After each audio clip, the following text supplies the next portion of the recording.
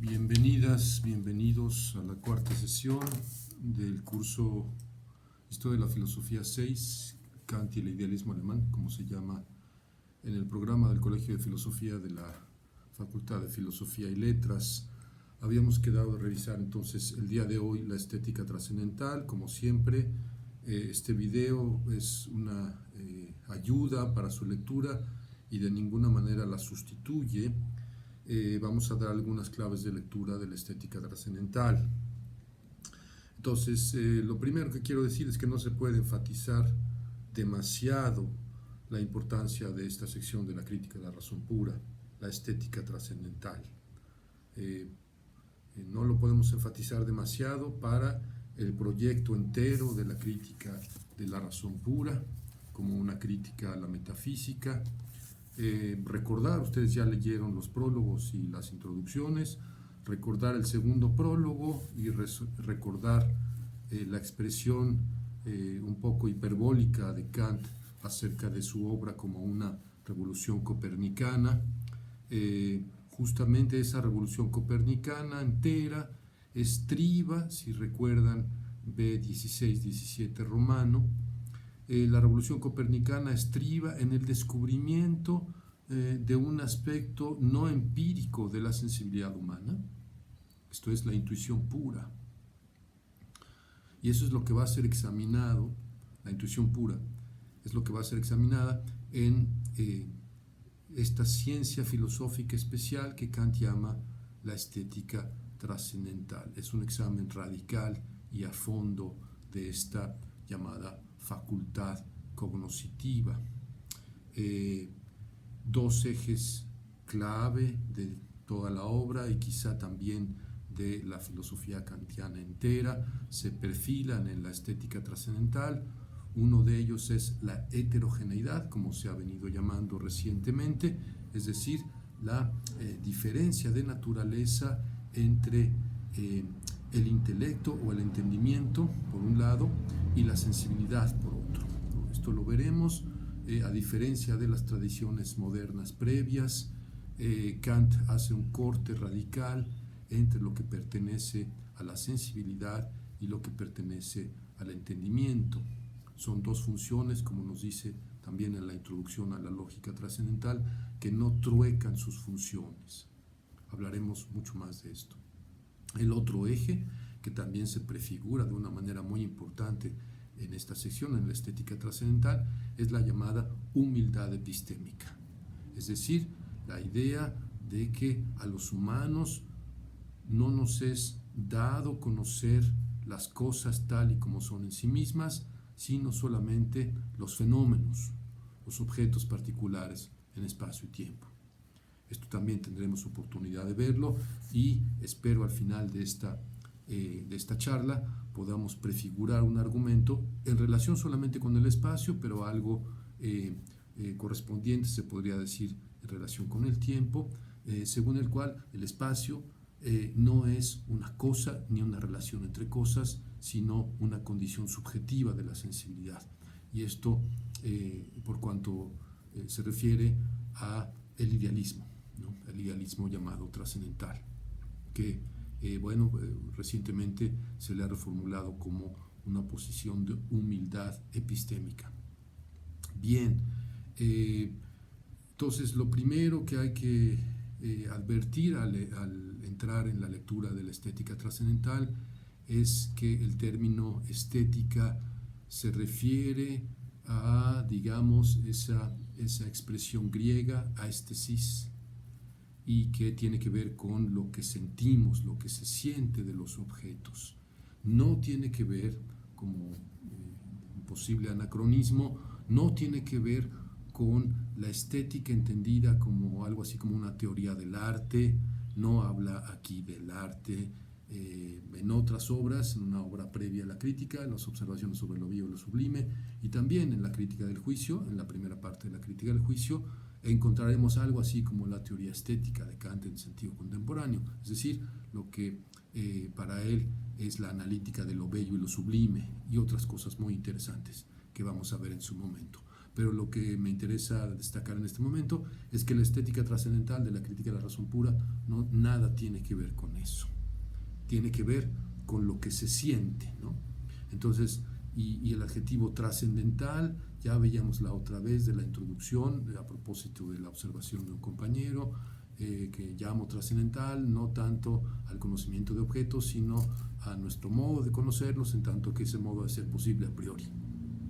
Entonces esto explica el apellido de la estética trascendental, ¿no? Trascendental. Entonces, ¿cómo así? Una parte pura, una parte no empírica de lo que se siente. Esta es la novedad de la crítica de la razón pura y esta es la originalidad extrema del planteamiento de Kant. Lo encontramos justamente en esta sección. Bien, entonces para ir un poquito más rápido, a partir de nuestra lectura A19, B33, recordar que aquí comienzan los parágrafos, la división de la obra en parágrafos, y la estética trascendental ocupa del parágrafo 1 al parágrafo 8. Después esa numeración continúa en la deducción metafísica y en la deducción trascendental, ya propiamente en la lógica trascendental, no en la estética, aunque después Kant va a abandonar esta numeración por razones que pues no vienen al caso y quizás no son muy relevantes.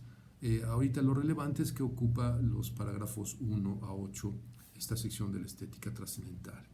Entonces, no me detendré en mucho detalle, pero sí quisiera sobre todo referirme a los pasajes introductorios de la estética trascendental, donde por supuesto ustedes notarán o habrán notado en su lectura, hay por un lado una digamos reflexión y una introducción de la terminología.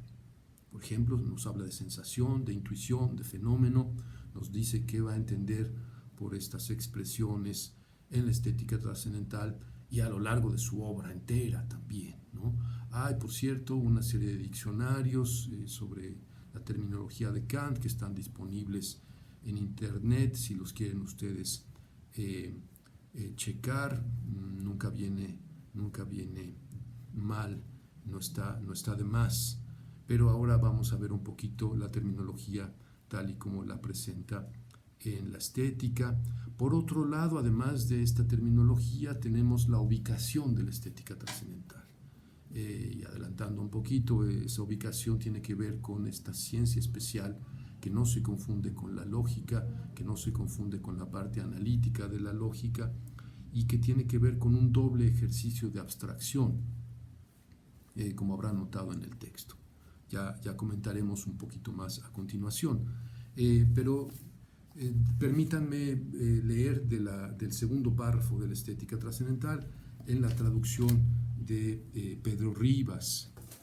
Ustedes tienen la traducción también de Mario Caimi, las pueden comparar. En este punto creo que no son muy divergentes, aunque si lo son podríamos abordar las diferencias, ¿no? Las dos son excelentes. El efecto, leo entonces ahora de B34 a 20. El efecto que produce sobre la capacidad de representación un objeto por el que somos afectados se llama sensación. La intuición se refiere al objeto por medio de una sensación, la intuición que se refiere al objeto por medio de una sensación es calificada de empírica. El objeto indeterminado de una intuición empírica recibe el nombre de fenómeno. Lo que dentro del fenómeno corresponde a la sensación lo llamo materia del mismo. Llamo en cambio forma del fenómeno aquello que hace que lo diverso del mismo pueda ser ordenado en ciertas relaciones. Las sensaciones solo pueden ser ordenadas y dispuestas en cierta forma en algo que no puede ser a su vez sensación. Por ello, la materia de todo fenómeno nos viene dada únicamente a posteriori. Por el contrario, la forma del fenómeno debe estar completamente a priori dispuesta para el conjunto de las sensaciones en el psiquismo y debe por ello mismo ser susceptible de una consideración independiente de toda sensación. Hasta ahí la cita, B34 a 20. Bien, lo primero es la terminología de esta última frase. La forma del fenómeno debe estar completamente a priori dispuesta para el conjunto de las sensaciones en el psiquismo. Aquí el término psiquismo corresponde al término alemán Gemüt y que Mario Caimi traduce correctamente como mente, ¿no? Entonces, psiquismo es un neologismo que fabrica Pedro Rivas para referirse a este término alemán Gemüt. Pero nosotros lo podemos entender simplemente como mente, ¿no? También así lo traducen, por ejemplo, al inglés, tanto Norma Kemp Smith, que es la traducción clásica, tradicional, como la edición de Cambridge de Paul Guyer y de Alan Wood. También lo traducen como mind, el término Gemüt.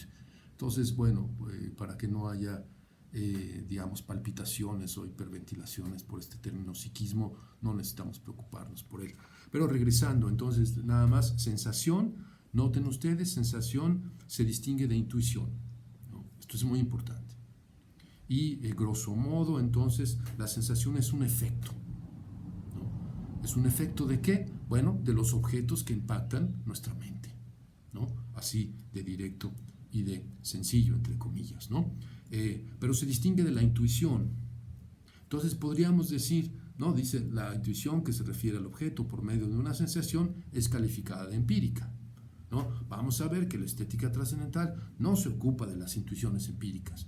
Ni la estética trascendental ni la crítica de la razón pura se ocupan de intuiciones empíricas, sino se ocupan de intuiciones no empíricas. Y, sorpresa, esas intuiciones no empíricas van a ser solamente dos: el espacio y el tiempo. Bien, entonces, importante entonces, regresando a este punto, sensación es el efecto de los objetos sobre nuestra facultad de representación o capacidad de representación de un objeto, como dice literalmente Kant. Recuerden ustedes la tradición del empirismo británico y el término impressions. A veces es incluso sensible impressions. Bueno, pues la sensación corresponde grosso modo con las impressions de los británicos, ¿no?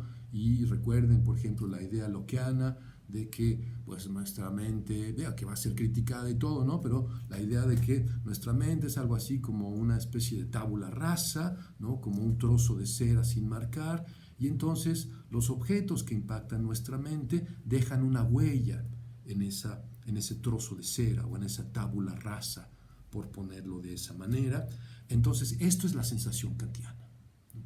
Esa es la Empfindung, ese es el término alemán que usa, la Empfindung kantiana, la sensación.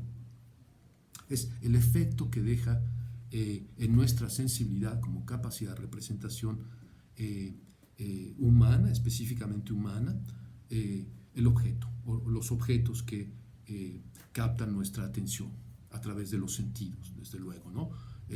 No pensamos, desde luego, siempre de un modo preeminente en la visión, ¿no? En la percepción visual, pero no se reduce a la percepción visual esto. Piensen en los olores, ¿no? El efecto de los olores en nuestra, buenos o malos, ¿no? En nuestra mente y en nuestras reacciones, ¿no? Bueno, pero entonces, pasando al término intuición, podríamos decir, bueno, la sensación es una parte de la intuición, pero no el todo. Y esto a veces se pierde en la literatura más especializada y más avanzada, incluyendo a alguien tan eminente como John McDowell, que tiene muchos admiradores, incluso entre nosotros, los filósofos y filósofas del ámbito iberoamericano. Yo creo que no está tan justificada esa admiración, pero esto no importa. Decía entonces, la sensación es solo una parte de la intuición es algo más grande, digámoslo así, una totalidad más grande. Ambas son representaciones, ¿no? Podemos hablar sobre este término, representación, Vorstellung. Pero entonces tenemos que las intuiciones se refieren a objetos, ¿no? Y cuando son empíricas, ¿no? Esto es lo que dice Kant aquí, la intuición que se refiere al objeto por medio de una sensación es calificada de empírica. Entonces, cuando se refiere a objetos mediante la sensación, cuando requiere de la sensación para referirse a los objetos, se llama intuición empírica. Entonces el término alemán, como sabrán quizá, es Anschauung, ¿no? Distinto de Empfindung, ¿no? En sensación. Bueno, ahora la caracterización inicial de fenómeno, aquí me estoy deteniendo porque es muy importante, ¿no? Ya que nos dijo esta terminología, ya que nos aclaró un poquito qué es intuición y qué es sensación, qué es intuición empírica y qué es sensación, ahora nos dice que el fenómeno va a ser entendido, al menos en la estética trascendental, ojo, no es todo lo que hay que decir sobre el fenómeno, como el objeto indeterminado de una intuición empírica. Objeto indeterminado de una intuición empírica. Entonces tenemos los elementos para saber qué es un objeto, ¿no? Un objeto de una intuición, ¿no? Entonces, ¿no? La que se refiere a los objetos por medio de la sensación, esa es una intuición empírica, pero ¿por qué indeterminado? Esta es una pregunta que tenemos que dejar un poco en el aire, me gustaría dejar un poco en el aire para la discusión de clase. ¿Por qué, no, caracteriza aquí al fenómeno como un objeto indeterminado? Bueno, a continuación distingue forma y materia del fenómeno, lo que corresponde a lo que en el fenómeno, aquel objeto que nos afecta, ¿no? Lo que en el fenómeno corresponde a la sensación, eso es la materia, ¿no? En cambio, dice, forma del fenómeno es aquello, ojo, esto es súper importante, que hace que lo diverso él mismo pueda ser ordenado en ciertas relaciones. Entonces, forma es orden y relaciones. Esto es súper importante. Súper importante porque después nos va a hablar del espacio y tiempo como formas puras de la intuición, o también en otra terminología, formas de la intuición pura. Formulaciones diversas para la misma idea, grosso modo, ¿no? Entonces, lo que corresponde en el fenómeno a la sensación se llama materia, y lo que corresponde a el orden, ¿no? En el que la diversidad de los fenómenos, la diversidad fenoménica, puede ser puesto en ciertas relaciones, a eso le llamamos forma. Y lo que sigue es absolutamente crucial. En la frase que sigue, compañeras, compañeros, es absolutamente crucial. Las sensaciones solo pueden ser ordenadas y dispuestas en cierta forma en algo que no puede ser a su vez sensación. ¿Por qué es crucial? Porque lo que nos dice es, las sensaciones no se ordenan a sí mismas. No hay manera de que las sensaciones se ordenen ellas mismas, ¿no? Y por eso necesitamos otra estructura, vamos a decirlo así, un principio de orden. Y estos van a ser espacio y tiempo. Bien, sobre todo esto podemos discutir mucho más, platicar en la sesión por Zoom el lunes próximo. Bueno, ya se me está yendo un poco el tiempo y no es algo que yo quiera hacer, que se me vaya el tiempo, pero déjenme nada más comentar brevemente sobre, digamos, este doble ejercicio de abstracción que mencioné como parte del contenido de los pasajes introductorios de la estética trascendental, la ubicación de la estética trascendental y por qué hay una ciencia especial, una ciencia filosófica especial llamada estética trascendental. Bien, yendo al punto, la estética trascendental abstrae, por un lado, de lo que el entendimiento piensa en los objetos. Recuerden que pone ahí el concepto, la representación de un cuerpo, ¿no? Entonces, por un lado, si representamos un cuerpo y abstraemos o le quitamos a esa representación aquello que el entendimiento contribuye a esa misma representación, y si además, por otro lado, abstraemos de nuestra representación de cuerpo lo que pertenece a la sensación, ya vimos un poco lo que es la sensación, lo que pertenece a la materia, digámoslo así, todavía queda algo.